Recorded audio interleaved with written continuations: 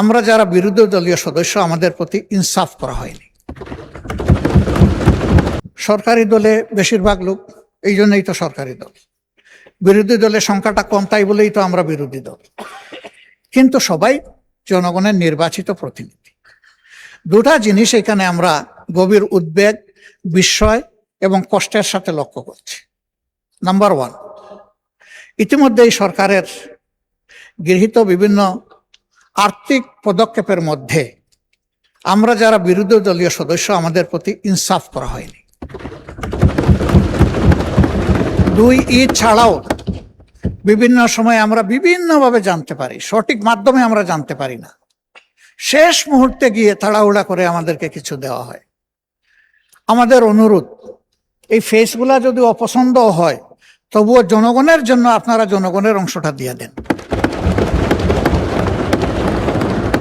আমাদের কারণে আমাদের আসনগুলোতে জনগণ যেন বঞ্চিত না হয়। কারণ বিএনপি তার 31 দফা এবং তার নির্বাচনী ইশতেহারে সুষম উন্নয়নের কথা বলেছে। আমরা সেই সুষম বন্টনটা চাচ্ছি, এর বেশি কিছু চাই না। ইতিমধ্যে সরকারি দলের যারা সংরক্ষিত আসনের সম্মানিত সদস্যবৃন্দ আছেন তাদেরকেও অ্যালটমেন্ট দেওয়া হয়েছে, ফান্ড অ্যালোকেশন করা হয়েছে। কিন্তু আমার জানা মতো বিরোধী দলের কাউকে এটা করা হয়নি।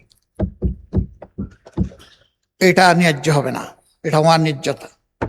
আমি ব্যাপারে মাননীয় প্রধানমন্ত্রীর দৃষ্টি আকর্ষণ করেছি ব্যক্তিগত পর্যায়ে। আমি আশা করব তিনি অ্যাটেনশন দেবেন।